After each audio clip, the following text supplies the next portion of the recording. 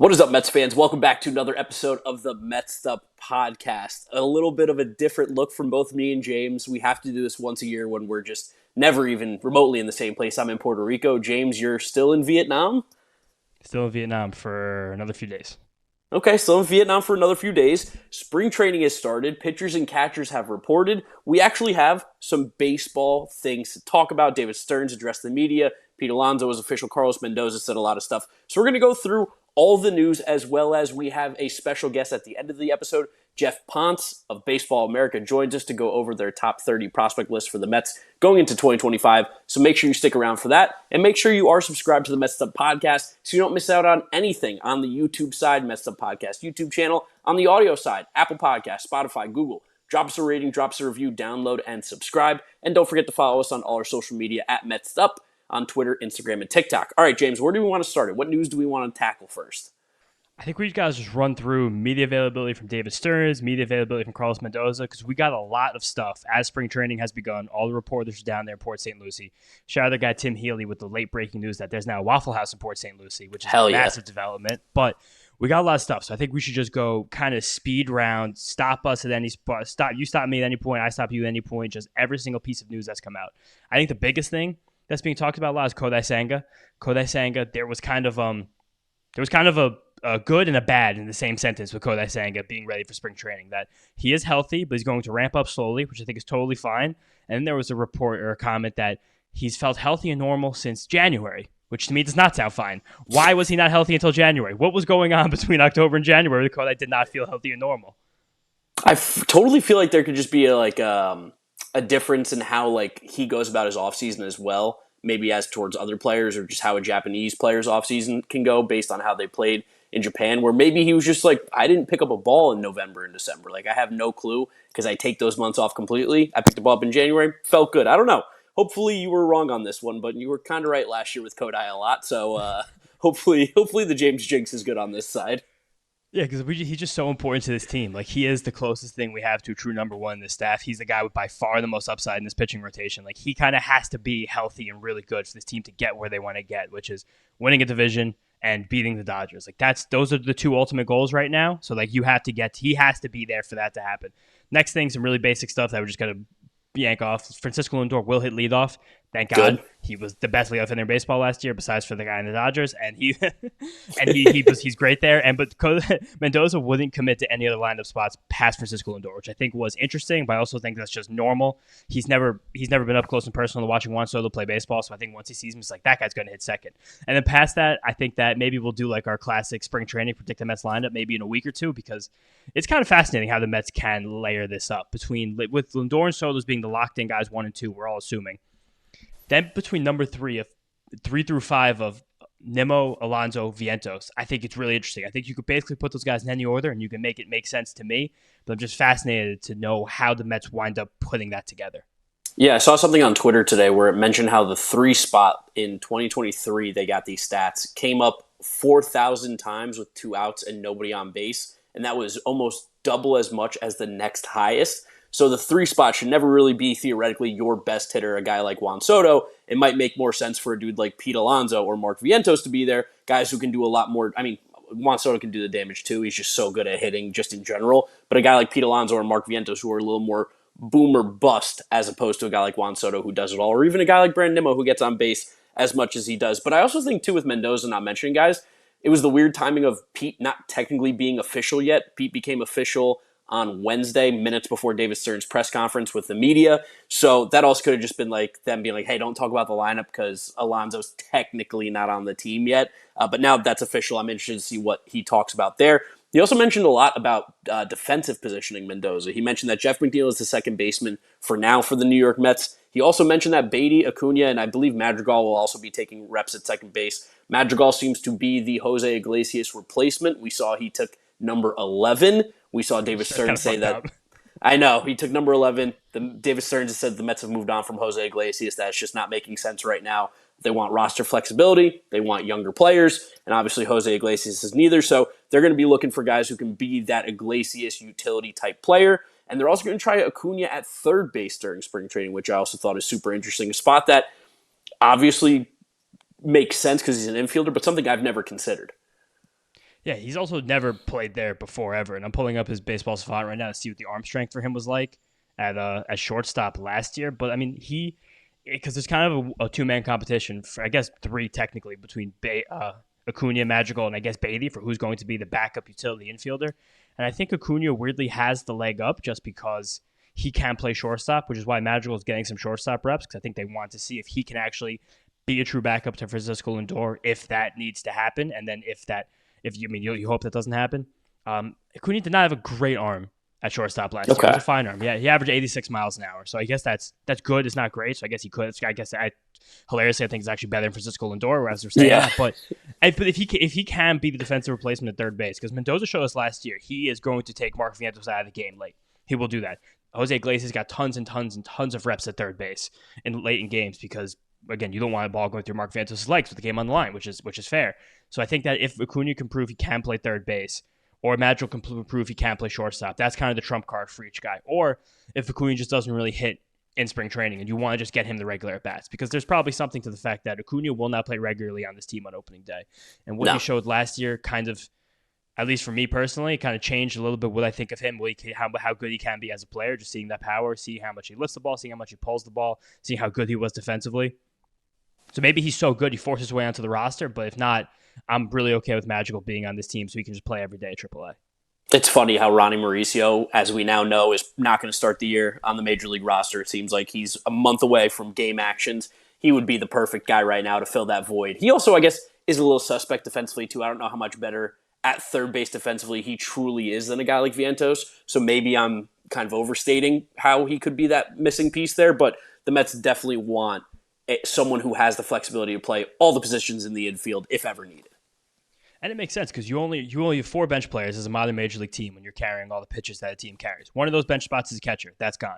The Mets have a lot of outfielders. 2 of those bench spots are going to become outfielders. It's going to be Tyrone Taylor, Jose Siri, whoever's not playing center, and Starling Marte, because we had nothing to do with Starling Marte. So he's just going to be on the team. Mendoza also mentioned how this is going to be an experience for Starling Marte, not being a regular for the first time in his career. He's saying he's the first bat off the bench. Like, there's a good chance that Starling Marte gets the biggest at-bat in a game sometime. So that's kind of like the push and pull with Marte, making sure we can keep him at odds. But then you need that one last bench player, that infielder, to be able to play everywhere.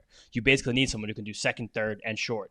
And I thought it was interesting that they also said while Mauricio is doing baseball activities, he's a full month away from game action. So him not playing in a game until the middle of March means he's almost guaranteed not making his team out of opening day. He could definitely be on this team on May 1st or May 15th, just like we saw with Vientos last year if he forces his way, but he's not going to be there. Also, I've been doing a lot of the preseason stuff for Roto World the last couple of days. I wrote up their Mets preview this week.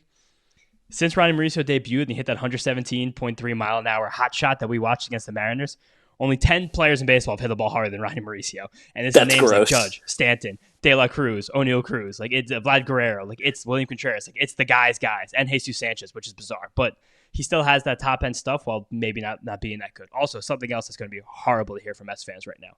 Jose Iglesias profiles perfectly for the New York Yankees. Perfectly. As someone who can play defense, hit the ball around the diamond, like they're honestly idiots if they don't bring him in to be a better version of Oswaldo Cabrera this season. I'm just saying right now, I think there's a good chance that happens, but I'm just going to leave it there. Too happy of an offseason for you? You got Juan Soto, you're like, you know what? I need to feel a little pain again. Just start. It's been too good of a time. I just wanted to give some realism to maybe just Brian. If Brian Cashman listens to this, we know David Stearns does, but if Brian Cashman's listening, Jose Iglesias makes too much sense, guy. Yeah, nah, whatever. I don't even want to. Enough of that. Moving on to the bullpen. AJ Minter might not be ready for opening day. Was a little bit interesting, but makes sense as well because we do have so many relief pitchers right now. It might not be the worst thing by any means. We also know that Jose Butto is going to be a relief pitcher and Tyler McGill is going to be used as a starter. That seems to be the Mets' plan for these guys during spring training.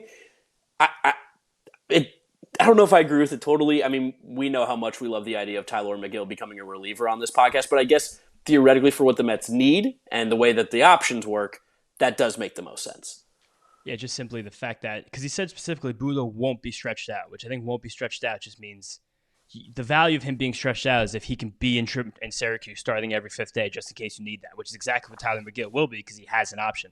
Like it's almost guaranteed unless Tyler McGill lights the world on fire in spring training. He is in Syracuse starting on opening day. And then because you're going to have a combination of Canning and Blackburn. But Blackburn also similar to Minter, they've said might not be ready for opening day, which I think eases everything perfectly. If those two guys start the year on the IL, Yeah. you have Budo in the bullpen and McGill in AAA, like, oh, now we have just kept every single player in this roster. No one has to get DFA'd. And but you also with that, and Anthony DeComo hinted at this in his first prediction, the Mets opening day roster. With that, there's a really, really, really good chance that one of our better relievers, whether it be Deadnail Nunez or Reed Garrett, also starts the year in AAA, just simply because they have options. And Budo doesn't have an option. Danny Young doesn't have an option. Sean Reed-Foley does not have an option.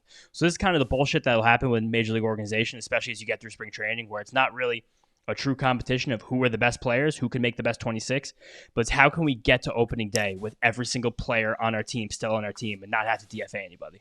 Kratz, do you like spending an hour on grocery shopping? Nope. Speed up the process, please. Introducing Hungry Root to the FT fam. Now we can all be bougie with our own personal shopper to handle the food shopping, including recs based on what you're looking to put in your body. I stack my Hungry Root box with items like gluten-free, dairy-free blueberry waffles for breakfast, shrimp veggie bowls for lunch, and a little filet mignon with potatoes and broccolini for dinner. You can also say just, hey, Hungry Root, I eat paleo, or I'm vegetarian, and they load up your cart with personalized recommendations. And those recs keep evolving as they learn about what you're into. Also, no BS, as in no artificial sweeteners or preservatives in any of Hungry Root's food. You're going to love Hungry Root as much as FT does. Take advantage of this exclusive offer. For a limited time, get 40% off your first box, plus get a free item in every box for life. Go to hungryroot.com/FT and use code FT. That's hungryroot.com/FT, code FT to get 40% off your first box and a free item of your choice for life. Yeah, no, it'll be interesting to see how they go about it. Trust David Stearns. He's the mastermind behind all this, so I'm sure he'll make the right decisions. In terms of starting pitching, 6-man rotation. I think that makes a lot of sense with this Mets roster. I think it makes a lot of sense with Kodai Senga coming back after not pitching for an entire season. This feels like the most intelligent way to go about the Mets starting pitching this year, especially because Clay Holmes is going to be a part of this rotation as well. Also, did you see Clay Holmes pitching? Those pitches looked filthy, and apparently he's got a new little changeup that he's thrown in now. That could be something that's really exciting. Look crazy. It was the kick change was exactly what Lance Bronzdowski said that Clay Holmes should try to put into his repertoire. It fits everything else perfectly. And our guy Isaac Groffman, who's the pitching prodigy, he slowed down a couple of videos of Clay Holmes throwing that kick change versus throwing his sinker and showed a pitch tip in 2 videos that were posted, I think, by SNY. The fact that when he was throwing his changeup, Isaac's a monster. He's a friend of the show. That his trunk is moving slower as he goes through his delivery, and he's like, "Yeah, just tip the changeup. It's a good pitch, but he makes sure he doesn't tip it." I was like, "Oh, this kid's he's such a fucking phenom. It's incredible." But cool to see that. But also just cool to see that the pitches look disgusting, and that he was just running through the Mets minor league hitters. But also the fact that I think Healy noted that Holmes was already up to 3 innings in early spring. He said, which was ahead of most of the other starting pitchers. So I think this has probably been a multi-month process for Clay Holmes to work up to this point by early February, so he can get from 3 innings to 5 innings probably more slowly than most pitchers, because that's just a jump that he hasn't made in years. Like he's probably thrown about 40, maybe max 45 pitches in an outing since becoming a full-time reliever a few years ago. But from getting 45 to 70, that's going to be the hard part for him. So the fact that he has 8 weeks to do that, that's really, really cool. And I think that, again, should be some good confidence for Mets fans for the Clay Holmes starting pitcher experiment. We also got some free agency news. Drew Smith back on a 1+1 deal, so they signed him. Going to basically pay for his rehab. Welcome back, Drew Chains. And then they have a team option in 2026. So if they like what they see from Drew Smith on rehab, they'll bring him back for free essentially in 2026.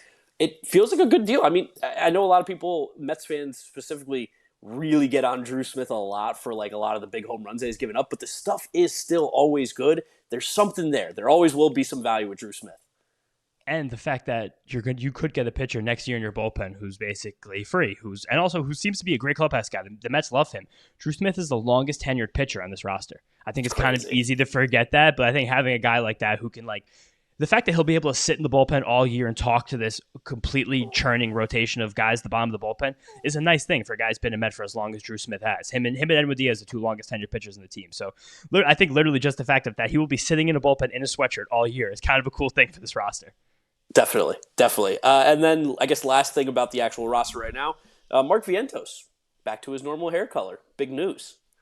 It's huge news. That's the guy that he did the 6 months in the celebrity spotlight, and now he comes to spring training, shaved the head, back to the brown, no upkeep, back to work. Focused on baseball. He had his hot girl summer, but it was a hot girl fall and winter, I guess. Which still counts the same. And now just to go around the league, a couple things happened that kind of affect the Mets, but kind of not really. First of all, Alex Bregman signed a 3-year, $120 million deal with the Red Sox, which is crazy. He's one of the highest paid players in baseball this season. That doesn't really affect the Mets, but just thought we should say it because it's completely nuts. And insane. He might hit 55 doubles off the green monster and hit 310 this year. But the one that does affect the Mets is that Nick Pivetta signed with the Padres. And this affects the Mets in two ways. One, because the Padres got better and we're competing with them for a playoff spot. Two, because Nick Pivetta is only going to make $4 million in the 2025 season, with $3 million of those being from a fucking signing bonus, which is so completely ridiculous and asinine. And this kind of shows that sometimes it pays to wait through free agency. I know a lot of Mets fans were pounding the drum that David Stearns isn't moving quick enough. Well, the Padres got Nick Pivetta for $5 million and $4 million this year and $19 million next year. They did give up a draft pick, and the Mets have been steadfast that they don't want to do that. But I think it's crazy. And the other part of this is that now there's this kind of slow burning flame that this makes Dylan Cease more likely to get traded from the Padres, which I don't know if I believe that. I don't think it does, because, I mean, if you look at the Padres rotation, it's horrible after those first three guys. Like, you had Randy Vasquez and Matt Waldron in there, so I think this is just, honestly, A.J. Preller being a good front office guy and being like, hey, we can get better for cheap. It works for both things that the owner wants here. They don't want to spend more money, and they want to still be competitive. We just got better without spending a lot of money. Yeah, which is the goal. But yeah, I still think that all Mets fans are like, oh, great, now this means he's getting traded. I really don't think it does. This Padres team, they absolutely still have World Series aspirations. They just gave Clay Holmes a contract where they pushed all of his money 1 year in the future.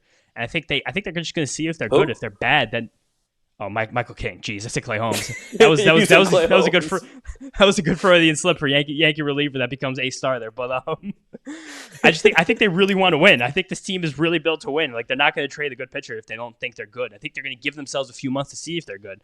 I mean, unless they're actually crazy, and maybe they are crazy. Maybe they do trade Dylan Cease. But again, if they do, it's probably not going to be to the Mets. It's probably going to be to the American League, because even if they trade Dylan Cease.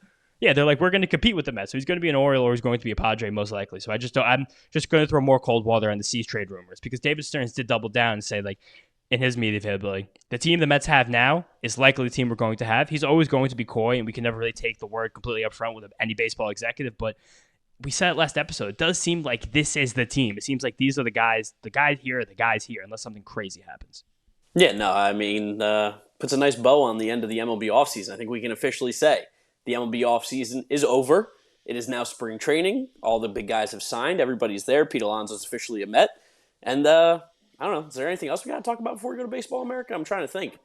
I want to do 2 minutes on David Stearns going on Pablo Torre's podcast, because I thought it was like an incredible insight into who he is as a guy, because Stearns and Torre are good friends. They've been friends since they were freshmen together at Harvard and wrote together for the Crimson. I think it's called The Crimson, which is the Harvard school paper, which is apparently a big deal to write for that paper. And they're writing on as freshmen. And Pablo told a story about Stearns. He says his first ever article was completely bashing the Harvard men's hockey team. And it's the fact that maybe us Harvard students who are going to the hockey games, maybe we're just going to the arena at the wrong time. Like, maybe instead of giving the lifeless, like, sleeping, like, I think he said the Harvard men's hockey team was a better sleep aid than NyQuil. Maybe we should be going to watch the women's team instead, and gave a lot of credit to how good the women's team was playing. And then he went to the hockey practice the next day, and he said he was standing behind the glass, and he said the team continuously fired shots, missing the net at him directly behind the glass. And then he said that he just did that because he grew up reading and taking in New York sports media. And he was like, I thought that was what you did as a journalist, just completely shit on teams. And then he went on to, Pablo went on to talk a lot about, like, Stearns as a guy, and, like, invoked a lot of what the Mets did last year and how exciting they were. Because Pablo grew up a Yankee fan, where Stearns was a Mets fan.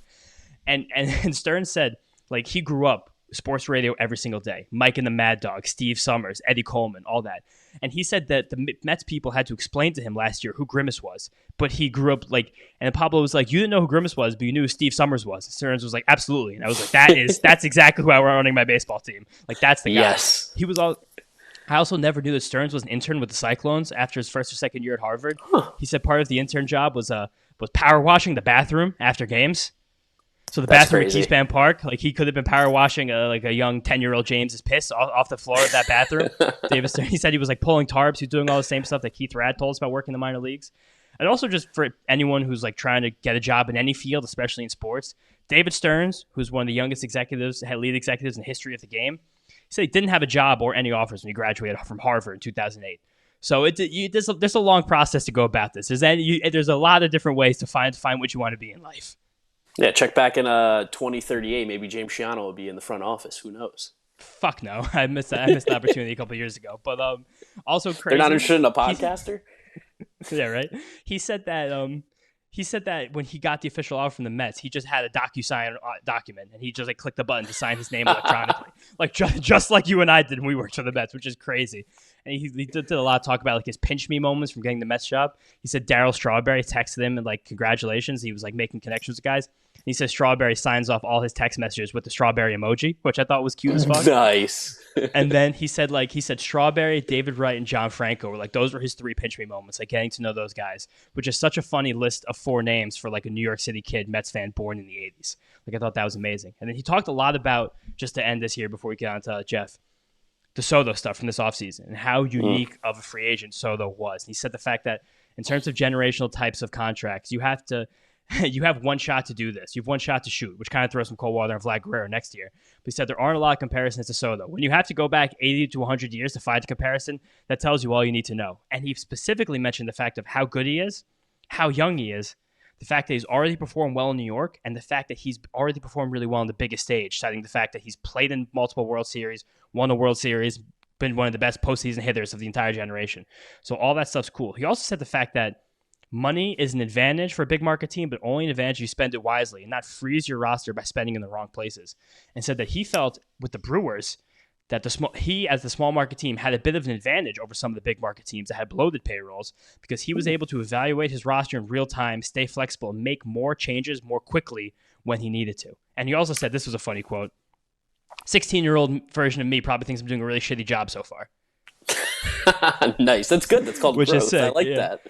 And they said very few things in life rile me up, but when I'm watching the Knicks, I get really riled up. So that was another good thing about like a one of us. Yeah. He's one of us. It's I just love it. I love David Stearns. Yeah, everyone should go listen to that interview with Pablo Torre. It's also funny. I don't listen to many, like, I put in air quotes, real podcasts. Like, I always tell you, I feel like digital media changed a lot, like 2015, 2016. And, like, Pablo Torre does a podcast with music that comes over certain things that he's saying. Like, he'll do a cutout of his own voice saying, like, get ready for this coming up next with, like, a little outro music to the ad. Like, it's very funny listening to, like, that era of podcast versus guys like us who turn on the mics and just rip. Yeah, podcasts from guys who came from television and like traditional media, and then the incessant internet guys like us. Yeah, exactly. Turn on the mic and go. But I think that's all I got. If you got anything else, I don't think so. Pumped for pitchers and catchers. Excited to see the videos. Love seeing that basically everybody's at spring training early with this team. It seems like they're super pumped and excited. There's a lot of good things coming, as well as we've got some great stuff in the pipeline. The farm system here. Let's go ahead and get to Geoff Pontes of Baseball America. All right, welcome back, Mets fans. We are joined today with a special guest, Geoff Pontes of Baseball America. For those of you who don't know, Baseball America just dropped their top 30 prospect list for each team. To mark the occasion, we have a promo code for listeners to get 30% off the first year of an annual Baseball America subscription. Here is down below, you'll see there's a topic bar. You can scan that QR code, and it will also give you that, or you can use our code Mets'd30 to get 30% off a first year of any annual subscription. Geoff, thank you for joining us. We're super excited to talk about the Mets farm system with you. First and foremost, what's your outlook right now of what the Mets farm system is looking like just in general? Yeah, I think it's in a pretty good spot. I think the pitching and just in terms of their actual targeting in the draft has been much improved over the last couple of years. We're seeing a lot more college pitchers in particular, but guys that are taking a step forward. I think some of that is obviously the hires in the player development department over the last couple of years. But I think it's in a fairly good spot. I'd say it's probably more like high mid tier, that it's probably closer to 10 than it is to 15. But a very solid system nonetheless. When you say that the Mets have improved on the way they're targeting pitching in the last few years, what specifically do you mean by that? I think you just look at the type of guys that they have. Someone like Sproat, someone like McLean, prior to that, Scott. College pitchers that have traits that they know that they can improve. Guys that have feel for spin, guys that have feel, power, and also, decent pitch shapes when it comes to this, the secondary stuff, particularly the breaking balls. I just think when you look at some of these pitchers, even guys outside of the top 10, like Jonah Tong, Tidwell, who probably is more of a reliever long-term, but I think could be a pretty good one. And, even a guy like Jonathan Santucci this year, I'm kind of interested to see, what he does under the Mets tutelage. So just mostly shopping in that, college pitcher bucket, which I think is probably the better bucket to shop in versus high school guys, though. You get a guy like Tong that obviously, wasn't a huge bonus guy, but a player that you could sign for a decent number and, had some upside. But when you look at all these pitchers that are kind of breaking out, the guys that we're most excited about, I think it tends to be that college pitching demographic. And part of that reason that I think it's a good demographic to go after is those guys learn, how to go deep into games. They pitch in pressure environments. People care if they win or lose those games. It's not like the minor leagues where no one really cares if Binghamton wins outside of a couple guys that live in Binghamton, like more or less like I want the good players to do well. Right. So I think that matters. And I think building up innings in college also, sort of portends the ability to handle innings once you get into the pro ranks. And, the more and more starters that we see as they matriculate to the majors, I think, the guys that have a 80, 90, 100 inning season in college baseball, ultimately go a long way. So a guy like Nolan McLean is a little bit different than, because in terms of college pitching, he was more of a reliever. But yeah, you guys still have him inside the top 5 of the Mets farm system and inside your guys' top 100 on Baseball America. What makes him kind of stand out right now amongst the Mets pitching prospects to put him in that top 100? Yeah, I mean, I think you could probably even sell me that he could have a higher upside than Sproat. Two-way guy, I think he was recruited for football as well, right? At Yes, I believe so. And I think you look at that and you sort of say, all right, like this is a guy that maybe had a little bit less innings in college, was used more as a reliever because he was also a pretty decent position player and a big power bat in that Cowboys lineup. Now that he's fully focused on pitching, he has the athleticism. He also has some traits besides, the power across his mix and the ability to ramp that fastball up into the mid-90s beyond. He's got incredible feel for spin. It's one of the highest graded sliders in our entire, top 30, so over 900 players. And, I guess the percentage of those guys that are pitchers are probably about 45%. So it really puts him in the upper echelon. 3,000 RPM spin rates. I know that in some instances we've gotten away from just talking about the raw spin, or maybe almost to too much of a degree. It's still like an innate ability to spin the baseball at that level. And this year, jumps multiple levels, handles 109 innings. Struggled a little bit in Double-A, but I think overall you sort of look at what his track record is, what the stuff is like, and the quality of the Eastern League play for a first full pro season. I thought that was pretty impressive and could be a guy that, with some steps forward this year, could maybe be knocking on the door by August or September for sort of some late season cup of coffee. Switching gears a little bit, the Mets have this collection of position players that have either had a significant amount of playing time in AAA or have touched the major league level, between Ronnie Mauricio, Luis Angel Acuna, and Drew Gilbert. Which of those guys do you see having the most impact on the major league team this year? And what is your best case scenario, rosiest future outlook for that collection of players? Yeah, I think for me at least, and the fact that he's back on the field, and we saw some video of that the other day with Mauricio, is huge. It was obviously a struggle coming back from that knee injury. He had some more setbacks than you would anticipate. We're fairly familiar, I think, just as fans of sports, with recovery from big knee injuries. So it got a little wonky and late, in this off season where we were hearing like he's still not back to baseball activity, stuff like that. In terms of upside, he's got the most upside. And I think, part of that is he's got impact. He can hit the ball hard. He's toolsy and twitchy, can probably handle multiple spots in the infield, and just has athleticism that those other guys don't have. When I look at somebody like Acuna, I don't know if that's an everyday guy for a team that has championship aspirations like the Mets do. I think he's more of a utility player for them, could be a pretty good one. Situationally can do a lot of good things. I look at him more as like a starting second division regular. He's a guy that's probably going to be more on like the Athletics and get 400, 500. I just don't see that happening this year. Obviously, they've made some moves, brought some people in as well that, there's some competition for him. Drew Gilbert is another story. When he was traded here, I cover the Astros system as well. When he was traded here, a lot of people internally, sort of had him behind Clifford. And at that point, like, Gilbert still had a lot of helium, from his college days. People had him behind Melton. I think he's a really solid player. He's more of a fourth outfielder. There isn't a ton of impact there. He's a smaller guy. The power has certainly gone away a little bit from what we saw at Tennessee. I don't know if that was hot bats. I don't know what it was.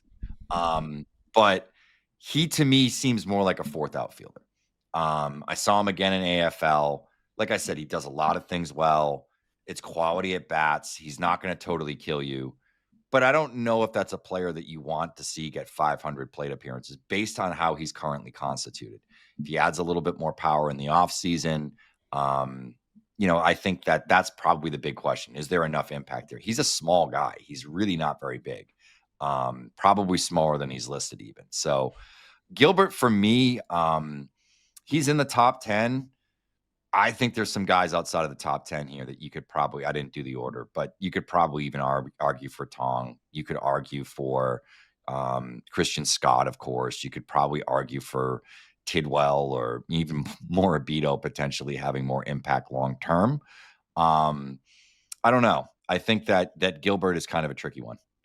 What about a guy like Brett Baty? I know he wasn't ranked on your guys' list this year, but he's been a top prospect in the Mets system for a bunch of years.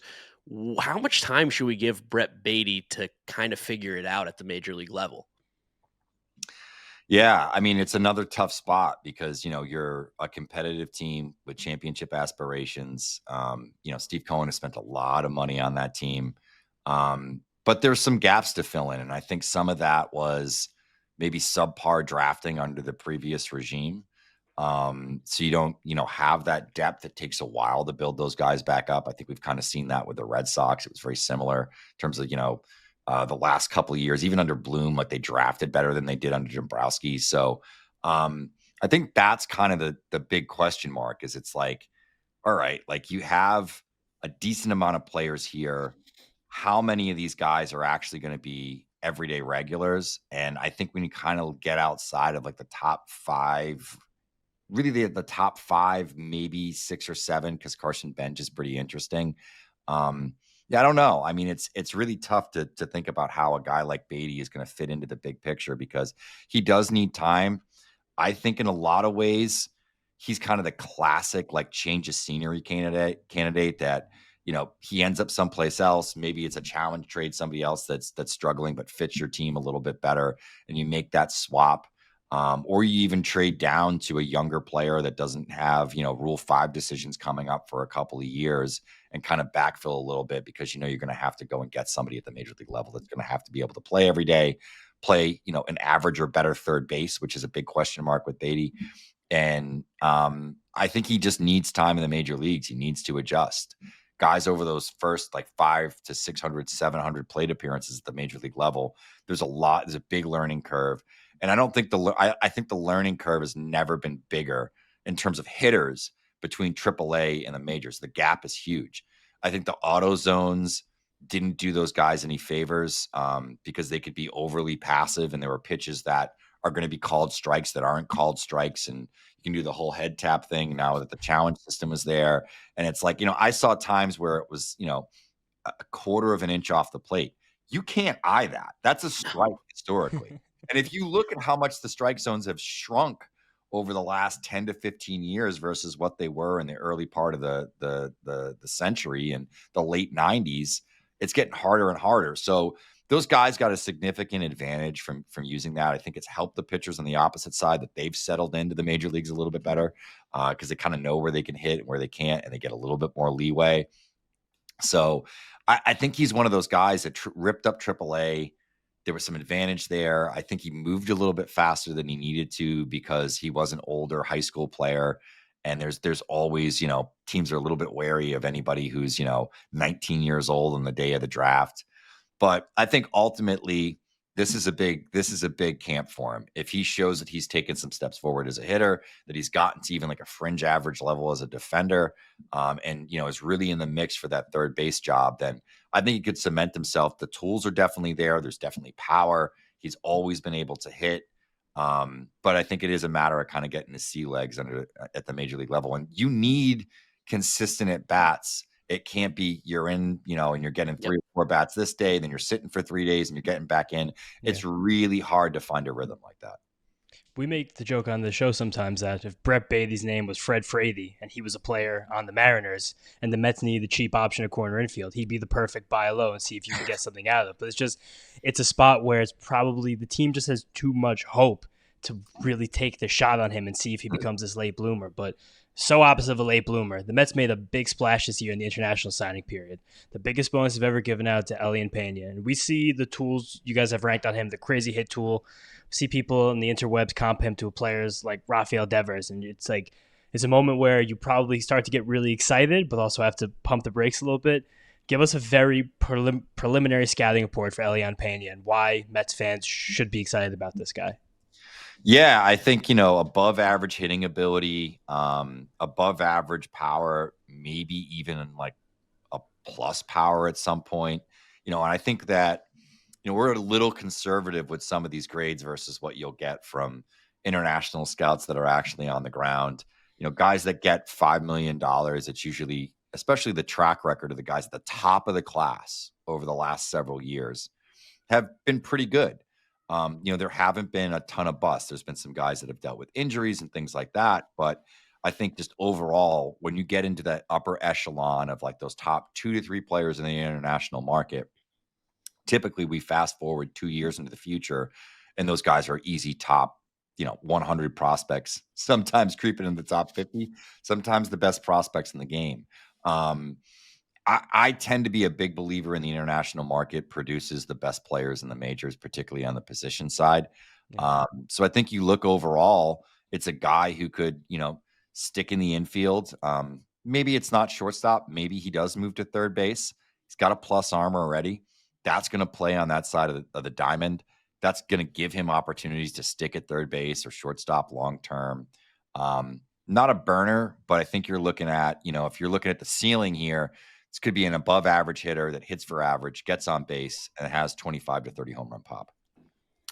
Is there a guy outside the top 15 right now on your guys' list that you think has a good chance to maybe jump into the top 5 in the next year or two for the Mets?